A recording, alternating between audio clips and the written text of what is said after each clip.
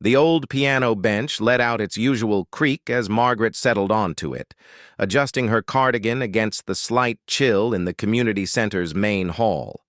At 67 years old, she had grown accustomed to these Tuesday evening sessions, teaching basic piano to anyone who wanted to learn. The children called her Mrs. Davies, and to them she was simply the kind lady who helped them stumble through "Mary Had a Little Lamb" with endless patience. The afternoon light filtered through the dusty windows, casting long shadows across the worn keys of the upright piano. Margaret ran her fingers across them gently, not pressing down, just feeling the familiar ivory beneath her touch. These hands had held so many dreams once. Now they mostly held grocery bags and gardening tools. Nobody in this small Wisconsin town knew about her past. Why would they? She was just another retiree, someone's grandmother, the woman who volunteered at the library and grew tomatoes in her backyard. That's exactly how she had wanted it for the past 15 years. But there had been another life. A life where those same hands had commanded grand pianos on prestigious stages. At 12, she had performed for an audience of 2,000 at a concert hall in New York. By 16, she had won competitions that made her parents weep with pride. Scholarships arrived in the mail like clockwork. Her teachers spoke of her as if she were already legendary. Then everything changed. Her father had a stroke just before her 18th birthday. Medical bills piled up like autumn leaves.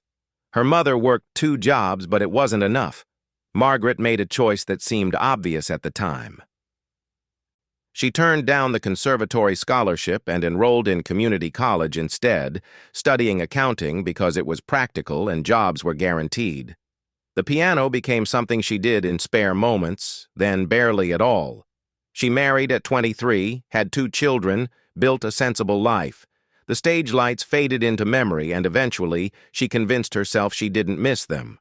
Music became something she taught to supplement the household income, nothing more. Now, decades later, those dreams felt like they belonged to someone else entirely. Some other girl with calloused fingertips and stars in her eyes. The community center director, Linda, rushed over with her usual frantic energy. Her glasses sat crooked on her nose, and she clutched a clipboard like it was the only thing keeping her tethered to earth. "Oh, Margaret, thank goodness you're here early," Linda said, slightly out of breath. "I need to ask you a huge favor." Margaret smiled patiently. Linda was always asking for favors, and Margaret had learned that saying yes was easier than explaining why she couldn't. "We're having the fundraiser tonight, for the library renovation. Well, the DJ canceled last minute, something about his equipment breaking down." Linda waved her hand dismissively. "Anyway, I was hoping you could play some background music during the silent auction.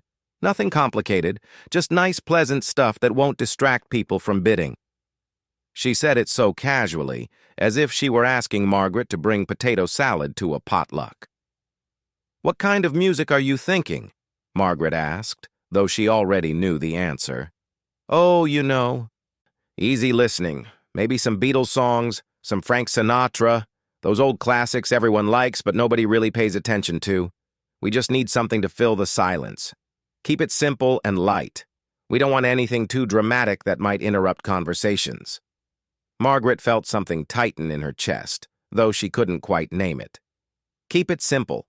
Don't be too much. Stay in the background." These were instructions she had followed for most of her adult life. "Of course," she heard herself say. "I can do that." Linda clasped her hands together in relief. "You're a lifesaver. The auction starts at 7. Just play whatever you think works. Nothing fancy, okay? We want people focused on the auction items, not the music." She hurried off, leaving Margaret alone with the piano again. The instrument seemed to look at her reproachfully, as if it remembered what she used to be capable of and felt disappointed by what she had agreed to become. By 7 o'clock, the community center had transformed. Folding tables displayed auction items ranging from handmade quilts to gift certificates for local restaurants.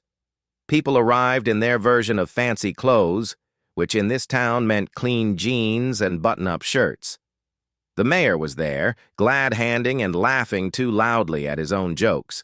Local business owners mingled, networking under the guise of charity. Margaret took her place at the piano and began to play. Yesterday, by the Beatles. Then, Fly Me to the Moon. Then, What a Wonderful World. Her fingers moved automatically through the chord progressions, hitting every note correctly, but without passion. It was like painting by numbers. Technically accurate, but completely lifeless. Nobody listened. Nobody was supposed to listen. That was the point. A server walked by with a tray of wine glasses. Two women argued quietly about the school board election near the quilts. A teenager scrolled through his phone, clearly dragged here against his will by his parents. Margaret might as well have been a radio playing in another room. She had performed these same songs hundreds of times while teaching, breaking them down into manageable pieces for students who could barely read sheet music. But she remembered when music had meant something different, when it had been alive in her hands, wild and urgent and real. Her arthritic fingers ached slightly as she transitioned into another generic crowd-pleaser. The doctor had told her to take it easy, that her hands weren't what they used to be. Another reminder that time only moved in one direction. About an hour into the evening, something unexpected happened. A little girl appeared beside the piano. She looked about 7 or 8 years old, with dark hair pulled into a messy ponytail and a dress that she clearly found uncomfortable. She kept tugging at the collar. Her parents were somewhere in the crowd, probably discussing property taxes or the new stop sign on Maple Street. The girl watched Margaret's hands with an intensity that was unusual for someone her age. Most children found background music as interesting as wallpaper, but this one really looked, her head tilted slightly to one side. Margaret finished Unchained Melody and glanced at the girl, offering a polite smile. "Can you play something beautiful?" the girl asked. Her voice was quiet but direct. Margaret blinked. "I'm sorry, what?" "Something beautiful. Not boring stuff like this. Can you play something that makes you feel things? My mom dragged me here and everything is so boring. But you look like maybe you know something that isn't boring." The words hit Margaret like a physical thing. Out of the mouths of children, they say. This girl had no idea what she was asking, no idea that she had just cracked open a door Margaret had sealed shut decades ago. "What's your name?" Margaret asked, her voice softer now. "Lily." Margaret looked at Lily's expectant face, and something shifted inside her. A tiny earthquake in the carefully constructed foundation of her sensible life. When was the last time anyone had asked her to play something beautiful? When was the last time she had allowed herself to try? Her hands hovered over the keys, trembling slightly. Not from arthritis this time, from something else entirely, something that felt dangerous and necessary all at once. Margaret stared at the piano keys, as if seeing them for the first time. Lily stood beside her, waiting with the kind of honest expectation only children possess. The girl had no hidden agenda, no polite pretense. She just wanted something real. "Lily, I'm going to play something for you," Margaret said finally, her voice barely above a whisper. "But you have to really listen, okay? Not just hear it. Listen." The girl nodded seriously and sat down right there on the floor beside the piano bench, crossing her legs and looking up at Margaret like she was about to witness something important. Margaret's heart hammered in her chest. Around them, the fundraiser continued its predictable rhythm. Wine glasses clinked. The mayor laughed at another one of his own jokes. Someone made a bid on the quilt. Nobody was paying attention to the woman at the piano, which was exactly what Linda had wanted. But Margaret wasn't thinking about Linda anymore. She wasn't thinking about keeping things simple or staying in the background. For the first time in decades, she was thinking about a piece of music that had once made her feel completely alive. Rachmaninoff's Prelude in G minor. She hadn't played it since she was 26 years old. right before she'd sold her good piano to help with her son's medical bills. The sheet music was long gone, but the notes were still there, buried somewhere in her muscle memory like fossils waiting to be unearthed. Her hands moved to the keys. They trembled, and for a moment she thought maybe this was a terrible idea. Maybe her fingers wouldn't remember. Maybe the arthritis would make it impossible. Maybe she'd embarrass herself in front of everyone. But Lily was watching her with those hopeful eyes, and Margaret realized she was tired of playing it safe, tired of making herself smaller, tired of pretending that the fire inside her had ever really gone out. She closed her eyes, took a deep breath, and let her fingers fall. The first notes rang out like a door slamming open in a quiet house, deep, resonant, powerful. Nothing like the gentle background music she'd been playing all evening. This was something else entirely. Margaret's whole body responded to the music in ways it hadn't in years. Her shoulders swayed. Her foot found the pedal with instinctive precision. The notes came faster now, her fingers remembering the complex patterns even as her conscious mind struggled to keep up. It was like riding a bicycle after decades of not cycling, terrifying and exhilarating all at once.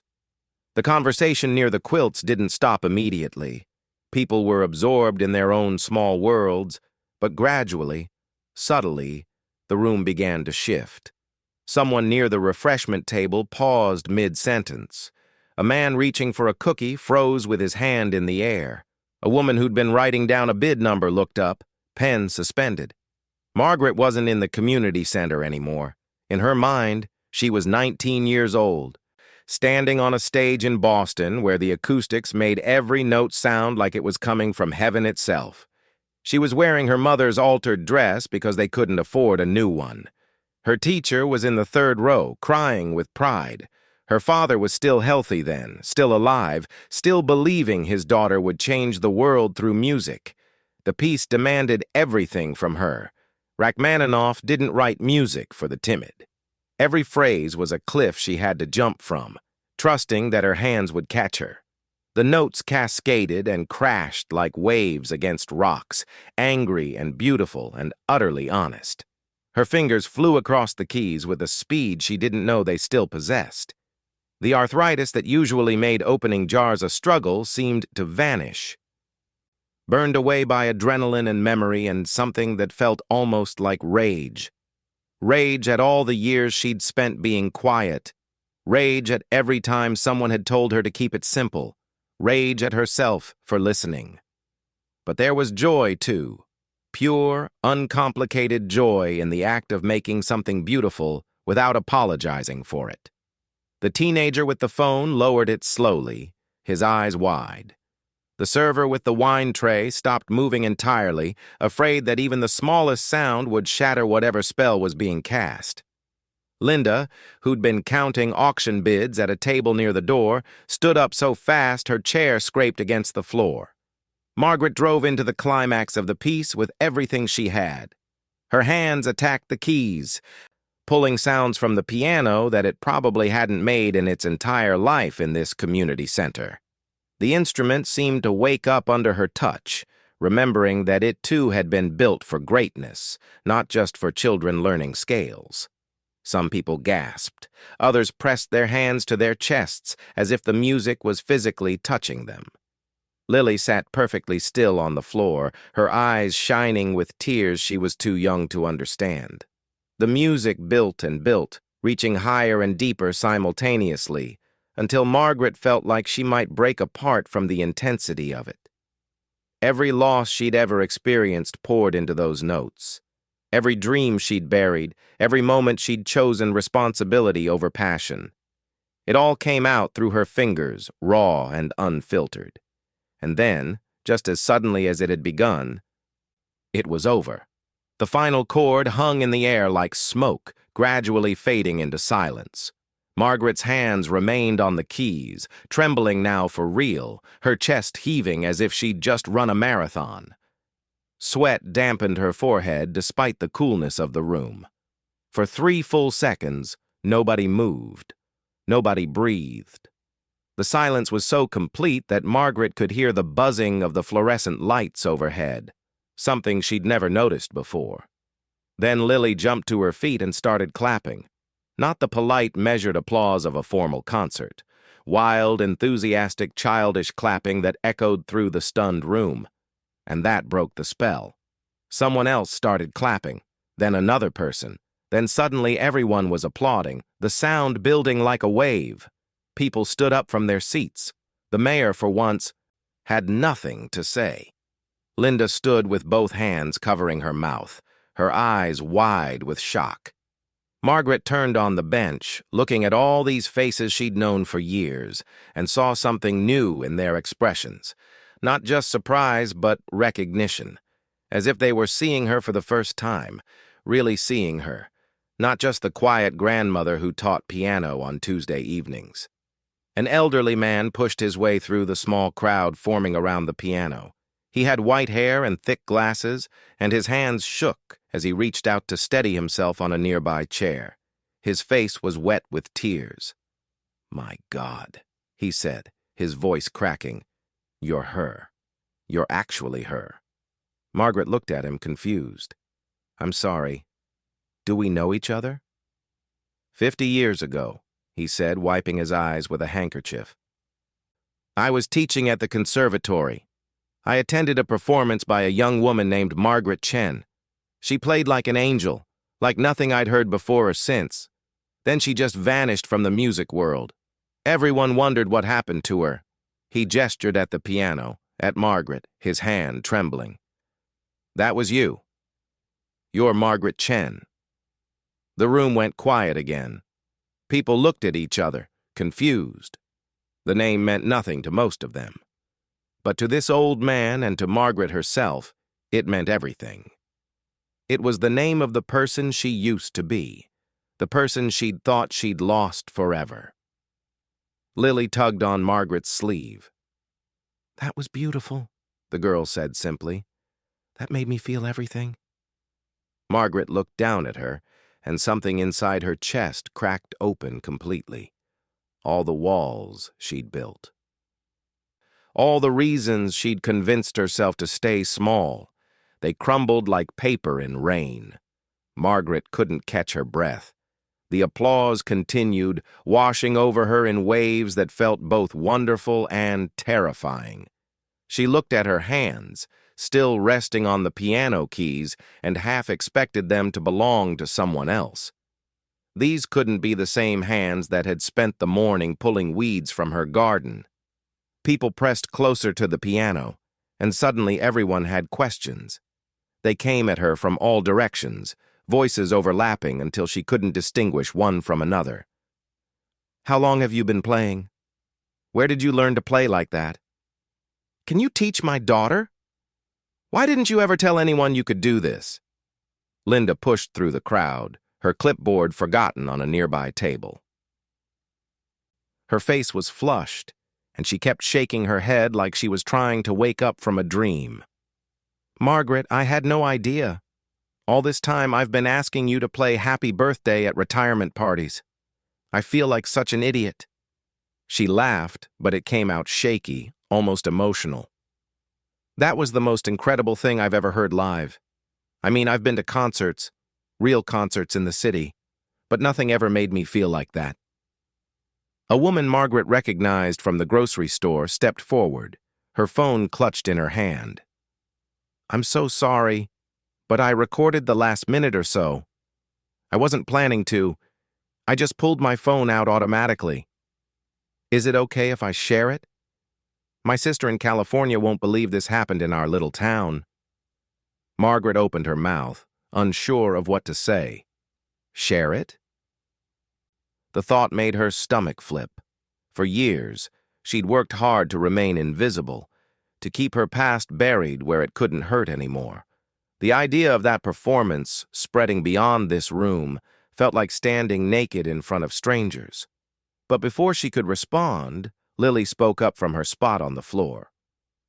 "You should let her share it. Everyone should hear how beautiful that was. It's not fair to keep it secret." There was something about the girl's earnest certainty that made Margaret nod. "Okay," she heard herself say. "You can share it?" The woman beamed and immediately started typing on her phone. The elderly professor, who'd identified her as Margaret Chen, still stood nearby. He'd composed himself somewhat, though his eyes remained damp. He waited patiently, while others bombarded Margaret with questions. But she could feel his gaze on her, heavy with meaning. When there was finally a break in the crowd, he approached again. "May I speak with you for a moment? Privately?" Margaret nodded and stood, her legs unsteady. They walked to a quieter corner of the room, near the windows that looked out over the parking lot. The sun had set completely now, and their reflections stared back at them from the dark glass. "I'm Robert," he said, offering his hand. "Robert Patterson. I taught music theory at the conservatory for 35 years before I retired. I've been living here for the past decade, trying to enjoy the quiet life." He smiled sadly. "Though I'll admit, I've missed being around real musicians." "I remember you," Margaret said suddenly. The memory surfaced like something rising from deep water. "You wrote me a recommendation letter for the scholarship. You told me I had a gift that comes along once in a generation." Robert's face crumpled slightly. "You remember that?" "I remember everything about that time. I just try not to think about it much." "What happened?" he asked gently. "One day you were the talk of every music department in the country. The next you were gone. No one could find you. We all assumed you'd moved to Europe to study or that you'd gotten married and changed your name, but we never stopped wondering." Margaret looked out at the parking lot, at the ordinary cars belonging to ordinary people living ordinary lives. "My father had a stroke," she said simply. "Right before I was supposed to leave for the conservatory. The medical bills buried us. My mother was working herself to death trying to keep up. Someone had to do something practical. So you gave it up." "I chose differently," Margaret corrected, though even as she said it, she wondered if that was true. Had it really been a choice, or just the only option she could see at the time? "I went to community college, became an accountant, got married, had kids. It was a good life." "But you stopped playing." "I taught piano. I still played." Robert shook his head slowly. "No, Mrs. Davies. What you did just now, that was playing. Teaching children chopsticks is not playing. Not for someone like you." He paused, choosing his words carefully. "Do you know what I felt when I heard you perform all those years ago? I felt like I was witnessing something holy. That's not an exaggeration. I'm not a religious man, but your music made me believe in something bigger than myself." Margaret felt tears prick her eyes. She'd forgotten what it was like to have someone understand. Her husband had been a good man, but he'd never really grasped why music mattered to her the way it did. To him, it was a nice hobby, something pleasant but not essential, like gardening or birdwatching. "Why did you stop?" Robert pressed. "Even after the crisis passed, even after your children grew up. Why didn't you come back to it?" "I was afraid," Margaret admitted. The words came out before she could stop them, raw and honest.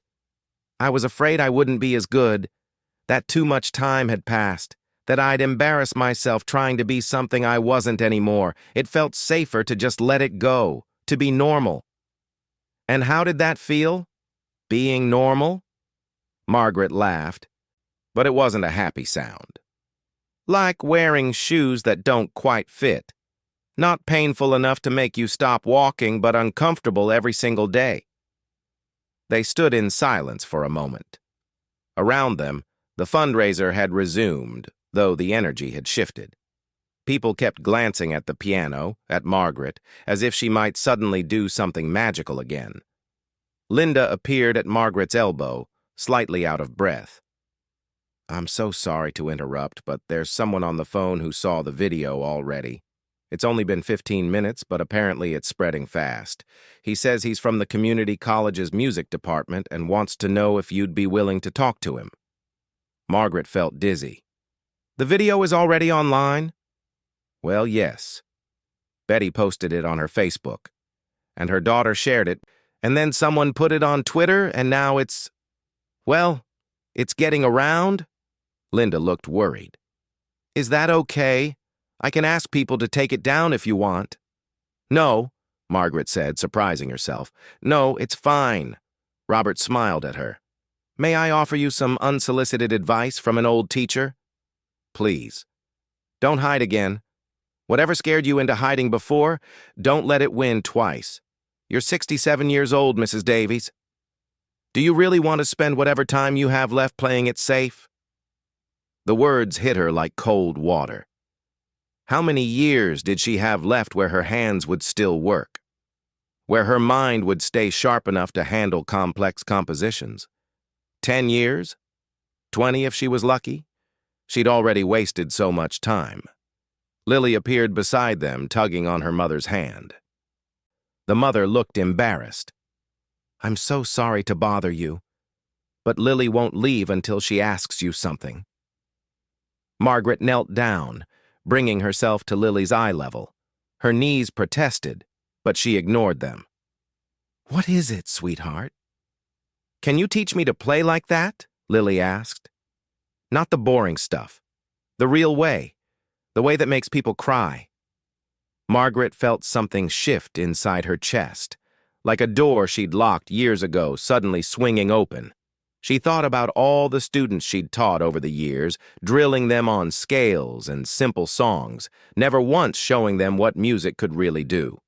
Never once telling them that it could break your heart and put it back together in the same breath. Yes, Margaret said, her voice stronger now. Yes, I'll teach you, but not just you. Anyone who wants to really learn. Not just how to hit the right notes, but how to mean them. Lily threw her arms around Margaret's neck, and for just a moment, Margaret let herself imagine a different future. One where she didn't spend her days making herself smaller. One where she finally let herself take up space again.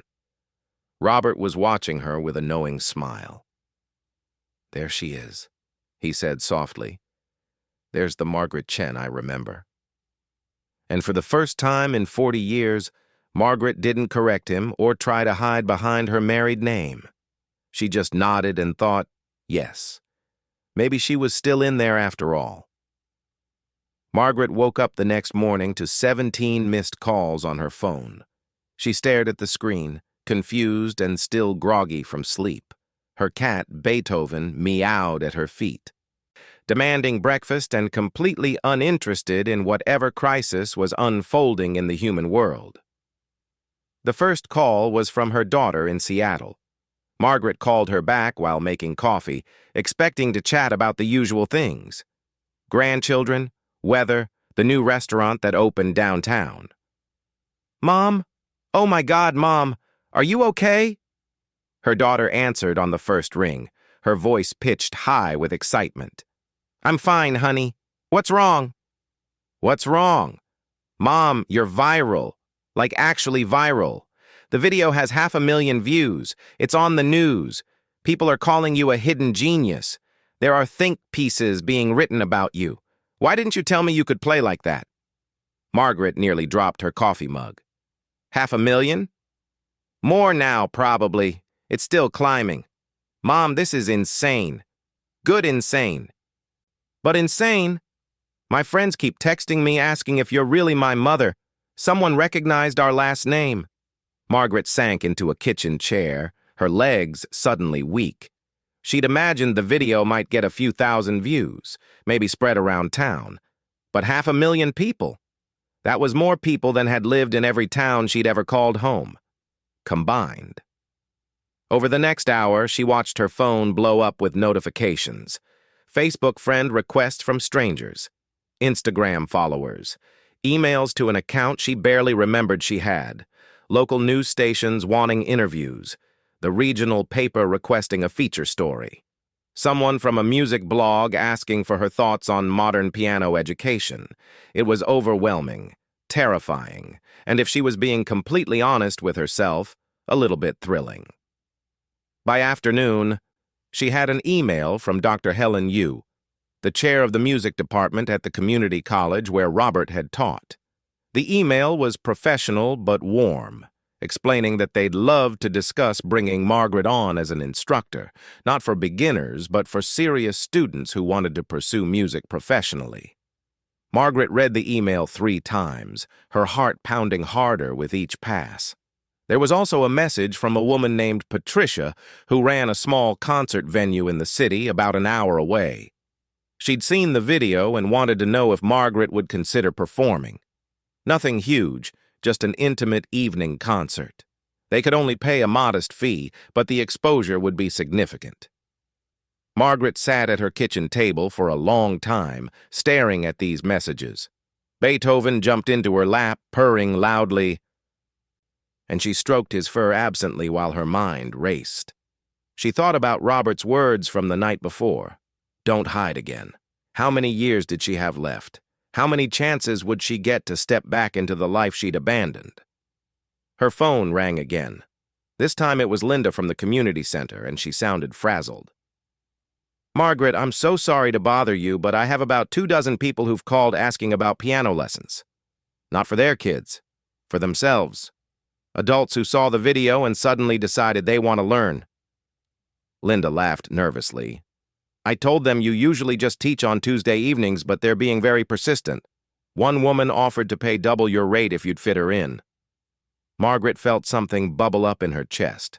Was it anxiety? Excitement? She couldn't quite tell anymore. That's a lot of students. I know. I told them I'd talk to you first. I don't want to pressure you into anything. But Margaret, I think people are hungry for this. For real music, real teaching, not just YouTube tutorials and apps. They want what you have. After she hung up, Margaret walked to her spare bedroom. She rarely came in here anymore. It had been her son's room once, then a storage space, and now it held mostly boxes and forgotten furniture. But in the corner, covered with a sheet, was her old piano. Not the upright at the community center. This was her piano. The one she'd bought with her first real paycheck from the accounting firm, back when she'd still believed she might find a way to balance both worlds. It was a beautiful instrument, a Yamaha Baby Grand that had cost more than her first car. She pulled the sheet off, dust motes dancing in the afternoon sunlight. The wood was still glossy, the keys still ivory. She'd kept it maintained over the years, tuned regularly even though she rarely played it. Some part of her had never been able to let it go completely. Margaret sat down and played a single note.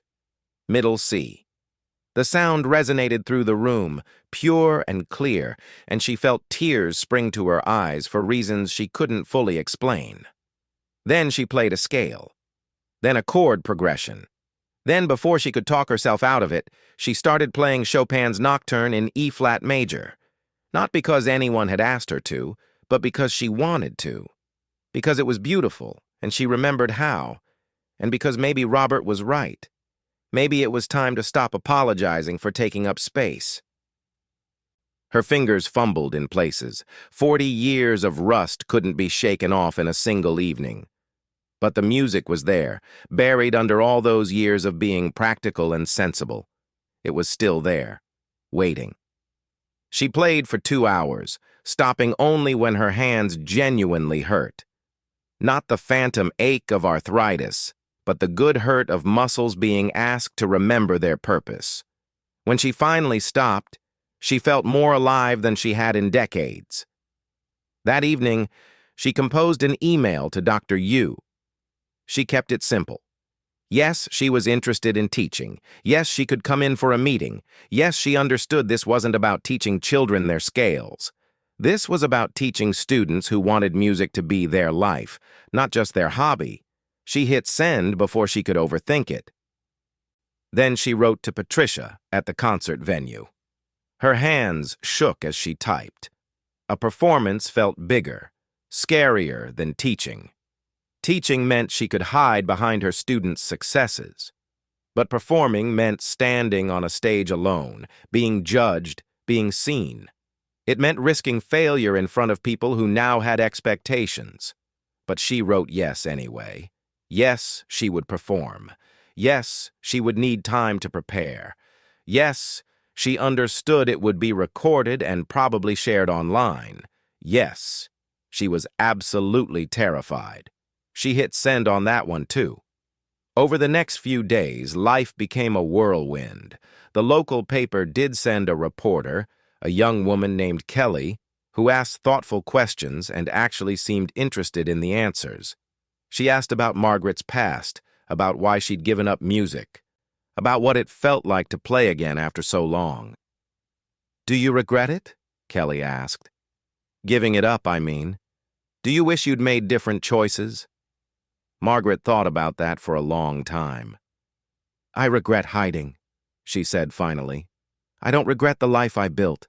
I loved my husband. I love my children. I don't regret being there for my father when he needed me.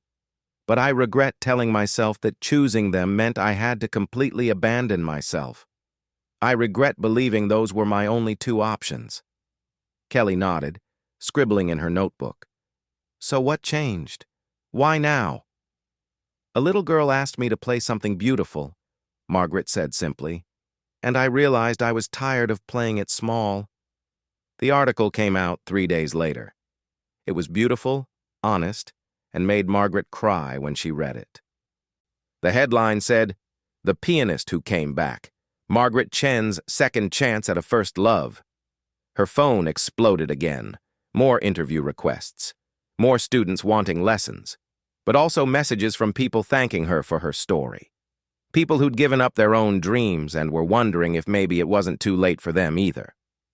One message in particular stuck with her. It was from a woman in Ohio who wrote, "I'm 59 years old and I haven't painted in 30 years. I watched your video and cried because I realized I've been making excuses. If you can do it at 67, I can do it now. Thank you for showing me it's not too late." Margaret read that message 5 times. Then she printed it out and put it on her refrigerator where she'd see it every day. 2 weeks after the fundraiser, she had her first meeting with Dr. Yu at the college. They discussed curriculum, expectations, scheduling. Margaret would teach 2 classes, one on advanced piano performance, another on music interpretation and emotional expression. "We want students to learn technique," Dr. Yu explained, "but we also want them to learn what you showed in that video, how to make people feel something. That's what separates good musicians from great ones." As Margaret drove home that evening, past the familiar streets of the town she'd lived in for 15 years, everything looked different somehow. The same houses, the same trees, the same shops. But she was seeing them with new eyes. The eyes of someone who'd finally stopped running from herself. 3 months later, Margaret stood backstage at the community college auditorium, her hands trembling in a way that had nothing to do with arthritis. She could hear the murmur of the crowd through the heavy curtain. The venue seated 300 people, and according to the stage manager, every seat was filled. People were standing in the back. She pressed her palms against her black dress, trying to dry the sweat. Her daughter had flown in from Seattle and was sitting in the 3rd row with Margaret's grandchildren. Robert was there too, in his usual seat near the front. Linda and half the town had shown up. And Lily, sweet Lily, who'd started this whole thing with a simple question, sat in the very first row, her legs swinging with excitement. "5 minutes, Mrs. Davies," the stage manager whispered. Margaret nodded, not trusting her voice. She'd been practicing for weeks. Hours every day until her fingers ached and her back hurt and her cat started avoiding the music room entirely. She'd chosen her pieces carefully. Rachmaninoff, of course, but also Debussy, Chopin, and a modern piece by a composer most people had never heard of. She wanted to show them everything she could do, everything she'd kept locked away for so long. But now, standing here with 5 minutes to go, she wondered if this was a terrible mistake. What if she forgot the notes? What if her hands seized up? What if people compared her to the young prodigy she'd been and found this older version lacking? "You look like you're about to throw up." Margaret turned to find Dr. Yu standing there. elegant in a blue suit, holding 2 bottles of water. "I might," Margaret admitted, accepting one of the bottles. "Good. That means you care." Dr. Yu smiled. "You know what I tell my students? The day you stop getting nervous before a performance is the day you should quit. Nerves mean it matters to you. They mean you're about to do something real. What if I mess up? Then you mess up, and you keep going. That's what professionals do." Dr. Yu squeezed her shoulder. "But Margaret, you won't mess up. I've heard you practice. You're ready. More than ready." The stage manager appeared again. 2 minutes." Margaret took a deep breath and walked to the edge of the curtain. She could see the piano through the gap, sitting under a single spotlight like it was waiting for her. A beautiful Steinway grand, the kind she'd dreamed of playing when she was young. She thought about that girl, the one who'd played at Carnegie Hall at 12. The one who'd won competitions and made her teachers cry with pride. That girl had been fearless, or at least too young to know she should be afraid. But Margaret wasn't that girl anymore. She was 67 years old. Her hands had arthritis. Her back got tired. She needed reading glasses to see the sheet music clearly. She was a grandmother, a widow, a retired accountant who taught piano on Tuesday evenings. And somehow, impossibly, she was also still a pianist. The lights dimmed, the crowd quieted. The stage manager nodded at her. Margaret walked out onto the stage. The applause was immediate and warm, washing over her like a wave. She couldn't see faces past the first few rows because of the lights, but she could feel the energy of 300 people all focused on her, waiting, hoping. She sat at the piano, adjusted the bench, and let her hands rest on the keys. The ivory was cool and smooth under her fingertips. She closed her eyes and took one more breath. Then she began to play. The first piece was Chopin's Ballade No. 1 in G minor. She'd chosen it deliberately because it started quietly, intimately, giving her time to settle into the performance. The notes flowed out gentle and searching, like a question being asked. Her nervousness began to fade.